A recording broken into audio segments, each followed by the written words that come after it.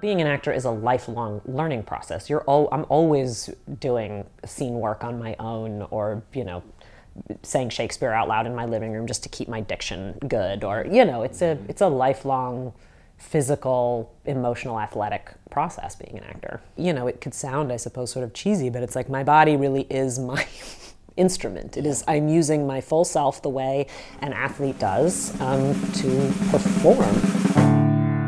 Filmmaker Magazine presents Back to One with Peter Rinaldi. Kate Dillon is an actor. They sat down with me in New York City to talk about the work.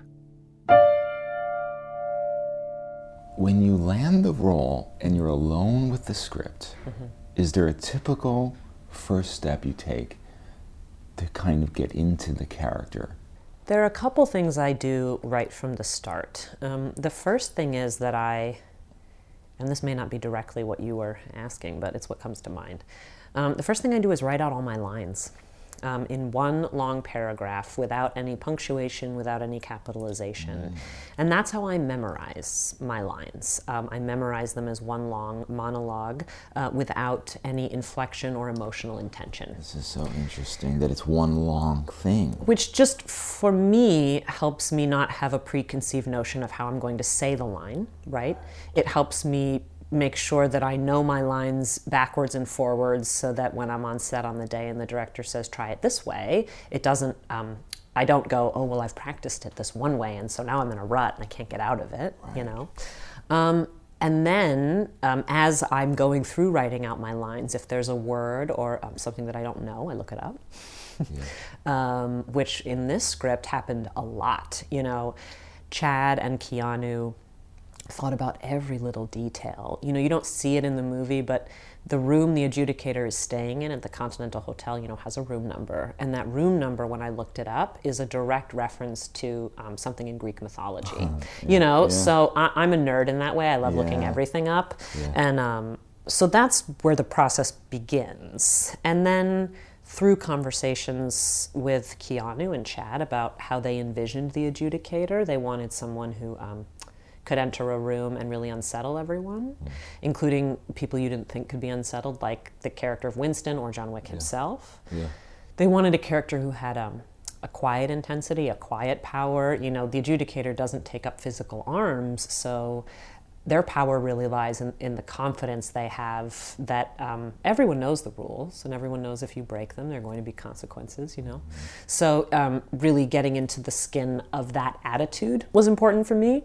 And then you add the costume, which is really the final piece for me of literally slipping into the character. You know, our incredible designer, Luca Mosca, had this vision combined with Keanu, Chad, and myself, which was of sort of a high femme, very European, very fashion-forward character. A lot of structure to the garments, but also soft, supple fabrics, silks, velvets, you know. So the costume combined with what I knew Keanu and Chad were hoping to get out of the character, combined with sort of my own instincts, are what all came together to hopefully, you know, bring this character to life. Right, and what is that final step of putting that costume on do for you as an actor? Like, is that, because some people, they put it on first, right? Sure. To slide in. But when you put it on last, like, is it just that this is that final thing now it all feels in place because that's on? The moment I'm in costume, having done all the preparation I've done, from that moment, you know, if I'm on camera and they call action, whatever I'm doing is the character doing it. It's no longer me. You know, the character is walking this way, the character is holding gloves this way, the character is saying this line this way to this person in this moment to achieve the emotional intention of the scene. So it's also therefore fun for me to watch myself, actually, because I'm like, oh my gosh, that character is doing all this stuff that I, Asia, wouldn't necessarily do in that situation. I really want to know what the actor's studio of Ithaca was like. Oh my gosh. I love that you're asking about that. Yeah. And how did that form you there? Was that where your forming took place, or was that, or because you also went to AMDA, right?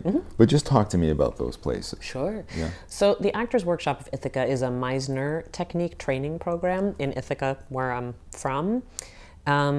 You know, I started taking professional acting, dancing, singing lessons in middle school.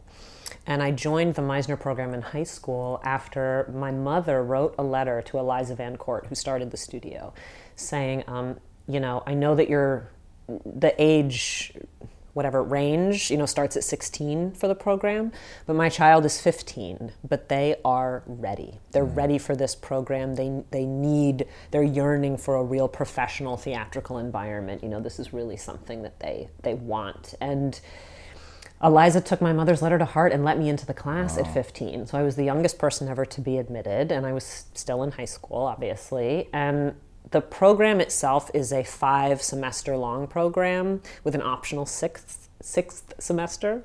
So before I finished high school, I was able to complete, I think, 3 semesters of work. Then I came to New York, went to AMDA, was living here for a little while. Then I moved back to Ithaca for a couple of years, and I finished the Meisner training program at that time. Now, the Meisner technique is primarily based on reacting truthfully in imaginary circumstances, and you do that by learning how to listen and respond truthfully in the moment through what are called repetition exercises that then you build on in terms of the training. And I feel really lucky to have been 15, 16 years old and have been challenged to listen and respond truthfully to my own emotional life. Because not only did I learn that it's about looking my scene partner in the eye and listening and reacting truthfully and connecting, but it also helped me get in touch with my own emotional life and how deep and vast it was, and then how to titrate those emotions or use them in a scene depending on what the scene called for. You know, the Meisner technique, there are so many different techniques that work for so many different people, and Meisner for me really gave me, I think, a set of tools that I still use to this day. That's amazing. Yeah. I mean, do you ever think like, okay, it's working for you, I don't need to go out and look at what other people have done. For instance, like the Stanislavski or whatever, or do you just say, look, it's working, I'm using it, it's great? I mean, I suppose I would say in that I've never branched out to study, you know, like Stella Adler or Stanislavski or sort of some of the other major contributors to the way we think about performance and drama.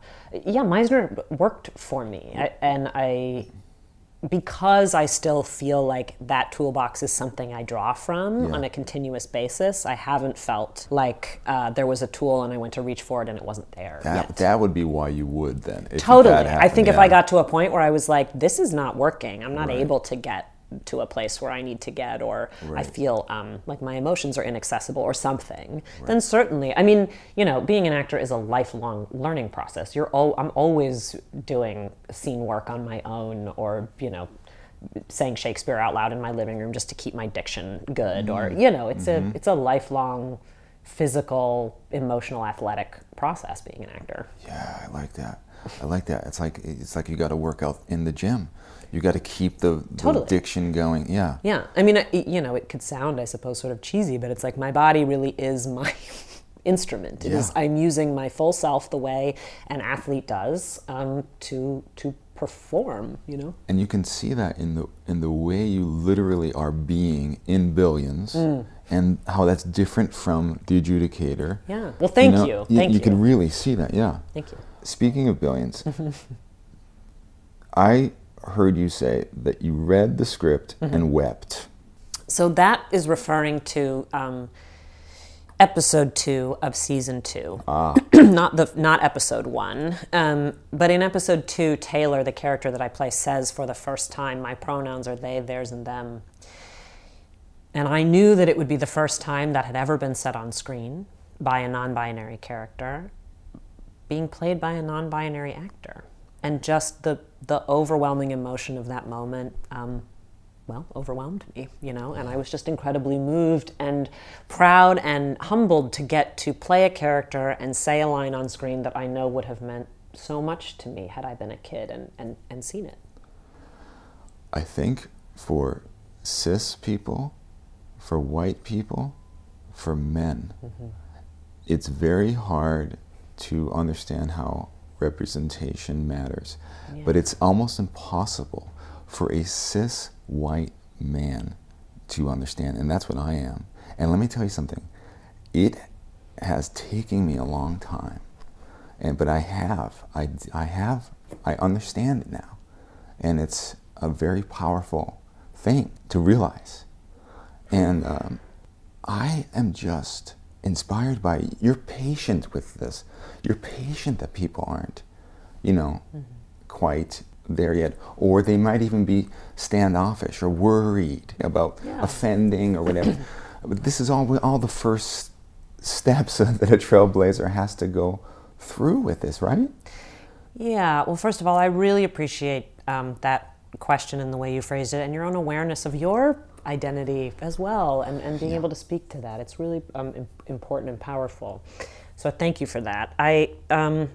We're all ignorant of what we're ignorant of until we're not anymore. I didn't have a full understanding of my own identity from the very beginning. I mean, I knew from the time I was young that I didn't feel like a boy or a girl, but I didn't have the language really to describe what that was. I didn't know what non-binary was when I was younger. And so if I acknowledge that I myself am ever growing, ever changing, ever learning, then I have to acknowledge that that's true for other people. Yeah. And all I can do is hope to engage in conversation with people to hopefully create understanding,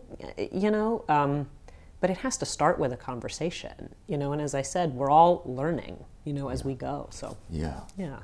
From what I've heard, especially on Billions and maybe other sets you've been on, people are very good about telling people this is what you want to be called. This, let's have a talk about pronouns and everything. Yeah. But is there still struggles like on the set?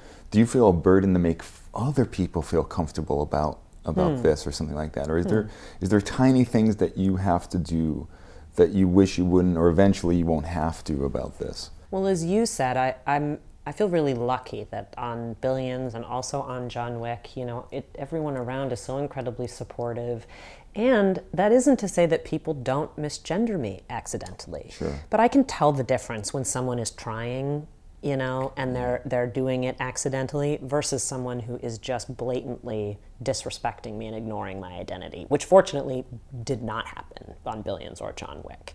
And when people do misgender me accidentally, either they self-correct, which is great, or I just very gently say, remember, it's they. Yeah. And then they go, oh my gosh, thank you so much for telling me. I think I sort of liken it to, like, if someone tells you their name is Tom, they're only going to let you call them Jack so many times before they're like, listen, my name is Tom, and if you continue to call me Jack, like at this point, I'm going to have to assume that you're doing it on purpose to be mean or antagonizing, And so there is a period of time, I think, which is totally natural to learn a new thing, and then there's a point where you go, okay, I've told you 10 times now, or whatever. Yes.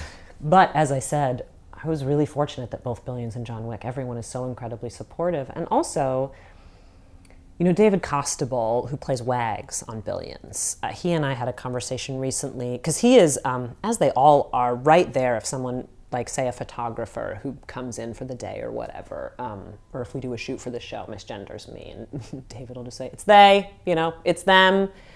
And he said to me, he's like, I can't imagine how hard it must have been for you to come to an understanding of your gender identity and then live in your truth out in the open, and all you're asking for is help. Like, why wouldn't I give that to you?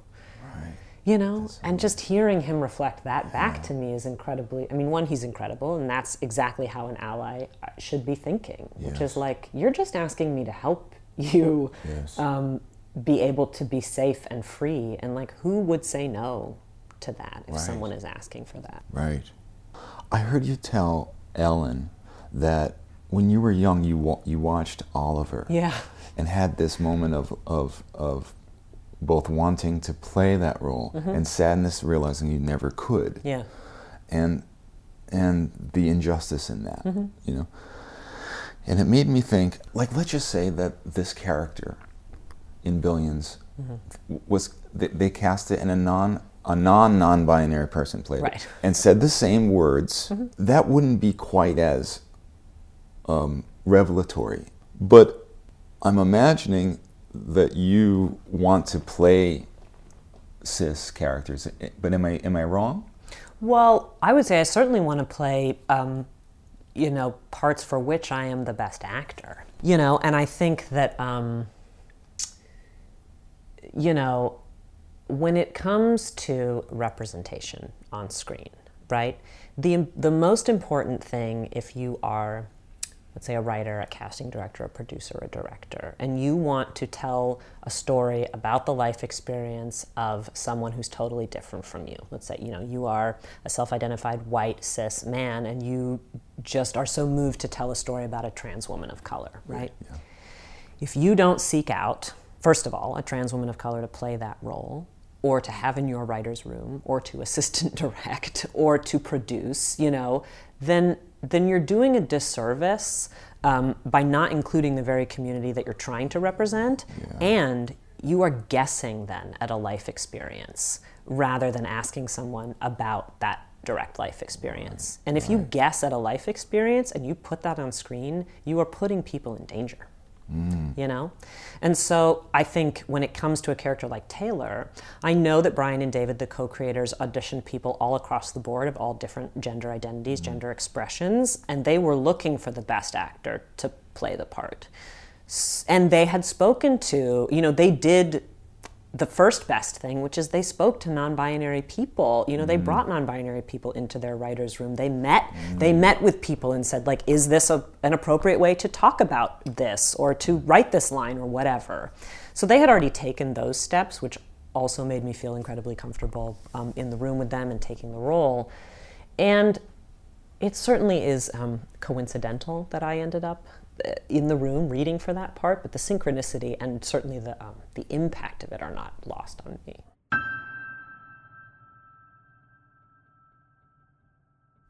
When you played Brandy, the white supremacist in Orange is the New Black, you said this: I never judge the character I'm playing. I put on the costume, play the character, and take it off.